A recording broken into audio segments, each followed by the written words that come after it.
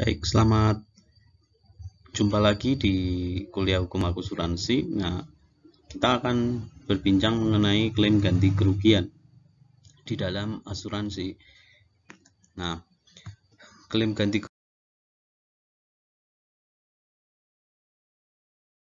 salah satu metode untuk melakukan permohonan penggantian kerugian. Nah, kalau klaim ganti kerugian di dalam perjanjian asuransi, dia harus taat pada prosedur pengajuan klaim. Nah, prosedur ini memperlihatkan bahwa ada ketentuan-ketentuan yang wajib dipenuhi oleh pengaju klaim atau dalam hal ini tertanggung ya. Nah, prosedurnya yang pertama ya bahwa harus diketahui ada upaya beralihnya risiko kerugian kepada perusahaan asuransi atas evenement yang terjadi. Cuman yang harus dicatat adalah evenement ini harus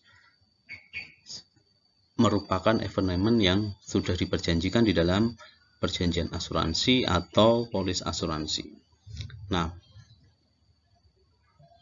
pengajuan klaim ini juga bisa dilakukan kalau penanggung telah menerima premi asuransi. Nah, kemudian harus dipahami juga bahwa risiko yang kemudian ada di dalam polis dan itu kemudian yang sudah diperjanjikan terjadi, maka akan timbul hak bagi pengaju klaim, yakni tertanggung untuk mengajukan klaim ganti kerugian kepada penanggung karena tertanggung telah membayar premi yang merupakan kewajibannya. Nah, tapi harus dicatat bahwa ketika premi yang sudah dibayar bukan berarti pihak penanggung atau perusahaan asuransi menyetujui untuk memberikan ganti kerugian, karena semua itu harus didasarkan pada polis, apakah polis itu sudah mencantumkan hal-hal yang akan diberikan ganti kerugian.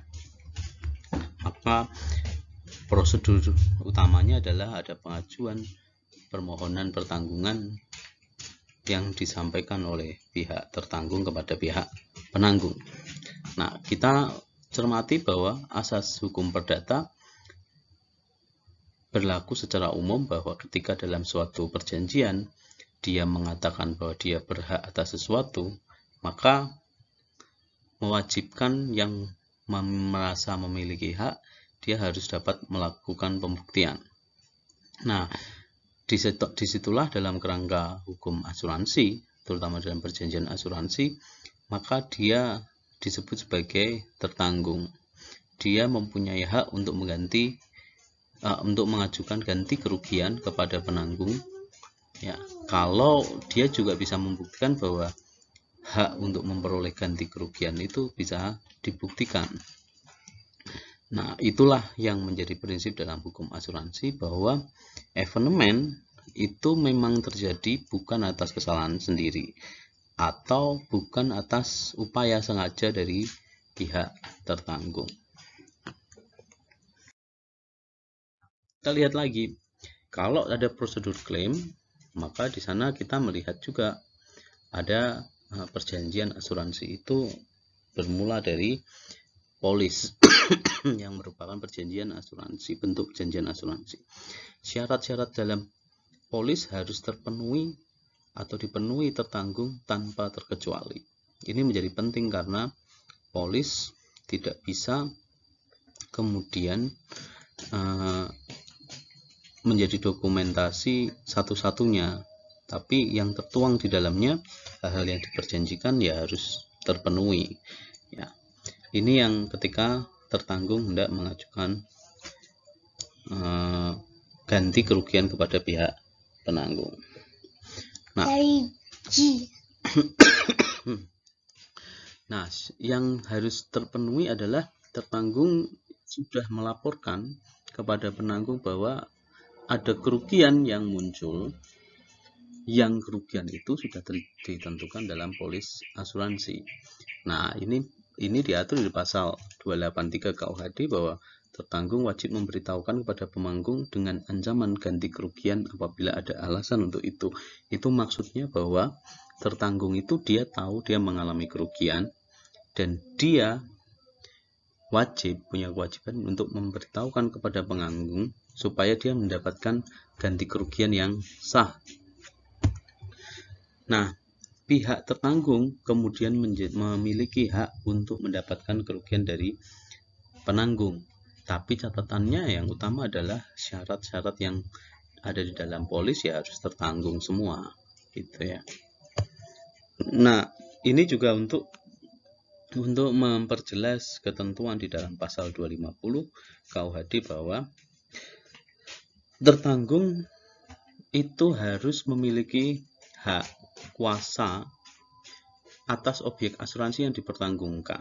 Jadi syarat harus terpenuhi itu harus mencerminkan di sana bahwa tertanggung ketika timbul kerugian pada dirinya dalam objek asuransinya itu memang memiliki kaitan kepentingan. Kalau tidak ada, ya tidak bisa ditanggung oleh penanggung. Tidak bisa kemudian syarat itu terpenuhi. Sehingga terpenuhinya syarat itu harus tanpa terkecuali. Nah, di dalam KUHD, dalam menentukan bahwa dia berhak mendapatkan ganti kerugian, salah satu kewajiban utamanya adalah dalam perjanjian itu ada pembuktian bahwa tertanggung memang benar-benar mengalami kerugian. Di sisi lain, dari sisi penanggung, ya penanggung memiliki hak untuk mengadakan pemeriksaan tentang benarkah ada suatu kerugian yang dialami pihak tertanggung itu sesuai dengan yang dicatat di dalam polis atau yang diperjanjikan di dalam polis. Nah, inilah yang disebut sebagai pentingnya pemeriksaan. Hanya saja harus dilihat bahwa pemeriksaan ini secara umum di dalam KUHD tidak wajib. Nah, pemeriksaan ini untuk menunjukkan bahwa kerugian yang timbul akibat evenement ini memang dijanjikan di dalam polis. Juga untuk membuktikan apakah evenement itu disebabkan kesalahan sendiri atau kesalahan dengan alasan yang lain gitu. Nah, apakah kemudian evenement itu ada prinsip subrogasi dari pihak ketiga? Prinsip subrogasi kan kita ingat bahwa kalau tertanggung dia mengalami kerugian yang diakibatkan oleh pihak ketiga, apakah pihak ketiga itu bisa dimintakan pertanggungjawaban ganti kerugian atau pihak penanggung bisa melakukan gugatan kepada pihak ketiga untuk mendapatkan ganti kerugian untuk tertanggung. Nah, itu kaitannya dengan prinsip subrogasi. Nah, dari sisi ini dalam konteks pemeriksaan pihak penanggung dia memiliki kewajiban untuk memberikan ganti kerugian. Jadi wajib untuk memberikan ganti kerugian bila mana dalam kerugian yang ada di dalam evenement itu memang terbukti merupakan kerugian yang sudah diperjanjikan di dalam evenement, disebabkan oleh baik yang sudah tercantum di dalam polis, disebabkan karena memang timbul kerugian itu sendiri, atau adanya prinsip subrogasi yang bisa dilakukan oleh pihak penanggung kepada pihak ketiga, atau dia wajib memberikan ganti kerugian kalau semua syarat terpenuhi, atau dia berhak untuk tidak memberikan ganti kerugian dasarnya pemeriksaan kalau pemeriksaan itu membuktikan bahwa hal-hal yang termasuk evenement itu tidak bisa terbukti itu merupakan kerugian yang dialami oleh tertanggung. Jadi harus diingat bahwa tidak ada kerugian yang harus selalu dibayar ganti kerugiannya oleh pihak penanggung. Ya. Kenapa? Karena yang namanya evenement adalah evenement yang ditanggung penanggung dan yang dicantumkan di dalam polis. Jadi itu dulu yang harus dipenuhi. Apakah peristiwa kerugian itu merupakan peristiwa kerugian yang tercantum di dalam polis. Kemudian pembayaran ganti kerugian harus mengedepankan prinsip asas keseimbangan atau indemnitas.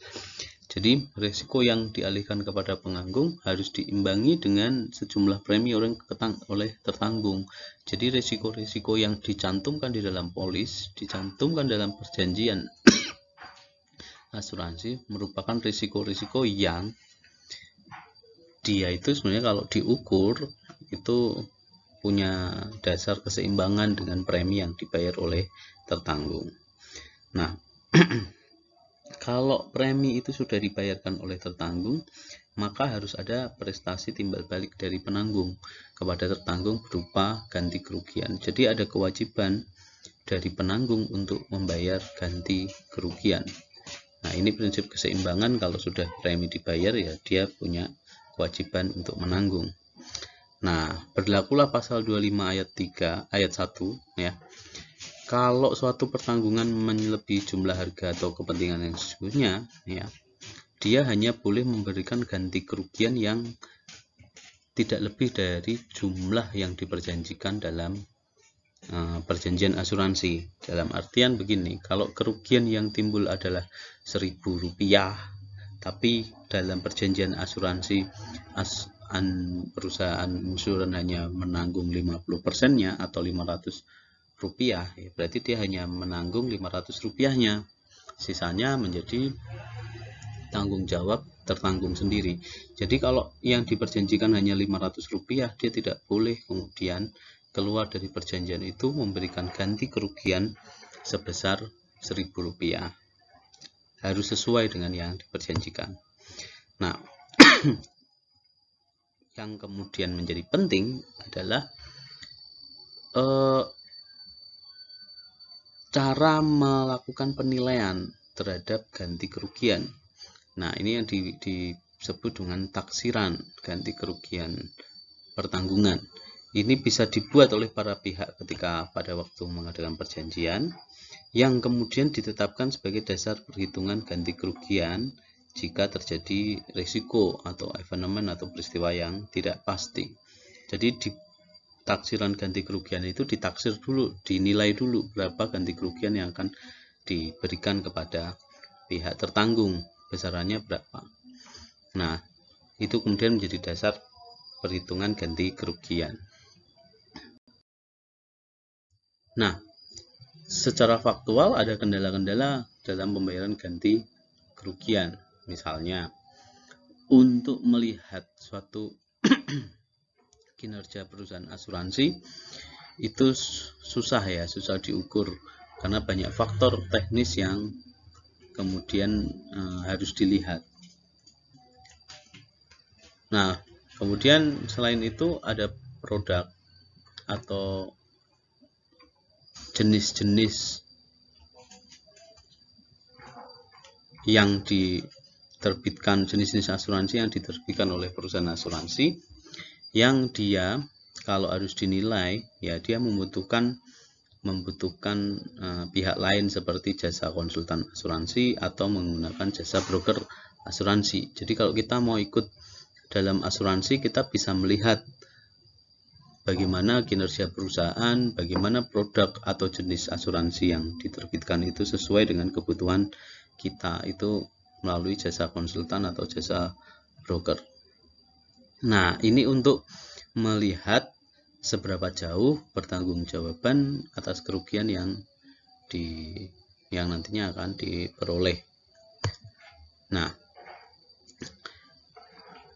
di samping itu jenis pertanggungjawaban itu juga menyangkut pada bagaimana broker asuransi ini, kalau kita sudah mintakan pertolongan untuk melihat jenis atau produk asuransi yang baik itu, nah, ternyata dia keliru atau melakukan kesalahan terhadap pemilihan jenis asuransi, juga ketika sampai pada proses penutupan asuransi, maka ketika klaim asuransi itu diajukan oleh pihak tertanggung, dia juga bisa dimintakan pertanggungjawaban atas kerugian yang diderita oleh pihak tertanggung. Ini penting ya. Nah, kemudian ada perubahan terhadap polis asuransi yang bisa dilakukan. Kalau pembayaran ganti kerugian itu ternyata ada kendalanya itu ya bisa jadi ada perubahan terhadap terhadap polis asuransi. Jadi ada kemungkinan objek yang diasuransikan atau alamat tertanggung ya mengalami perubahan. Nah, hal ini harus dilihat dengan cara tertanggung wajib memberitahukan hal ini kepada pihak asuransi. Perubahan risiko, perubahan nilai, pindah tempat dan pindah tangan ya, itu harus diperjelas dulu gitu ya. Kalau ada perubahan risiko, ada perubahan nilai, ada pindah tempat dan pindah tangan terhadap objek asuransi, maka tertanggung harus menyampaikan kepada perusahaan asuransi. Nah, ini disebut sebagai endorsement. Endorsement itu untuk menerbitkan suatu polis baru yang menampung perubahan, atau dalam bahasa hukum perikatan itu disebut sebagai adendum perjanjian. Nah, dalam adendum perjanjian asuransi ini disebut sebagai endorsement. Nah, jadi harus bisa dilihat bahwa endorsement itu ya, endorsement is a change or addition to an insurance contract that alters the terms or scope of the original policy ya. Artinya dalam endorsement itu dia bisa mencantumkan hal-hal yang sifatnya melakukan perubahan terhadap perjanjian asuransi. Nah, itu sangat tergantung pada hal-hal yang berkembang dalam jangka waktu perjanjian asuransi. Prinsipnya dia bisa merubah misalnya coverage of the insurance policy. Jadi maksudnya apa saja yang di cover oleh kebijakan asuransi. Bagaimana kemudian limits of the alleged coverage of policy. Jadi ada beberapa mungkin yang berubah, batasan-batasannya itu diperlebar atau bahkan dihapus, atau bisa may edit at midterm atau menambahkan hal-hal tertentu. Terus kemudian bisa menghapus subjek atau lokasi tertentu dalam perjanjian asuransi. Nah, juga premi itu bisa bertambah atau bisa berkurang cara pembayarannya. Jadi poin pentingnya itu.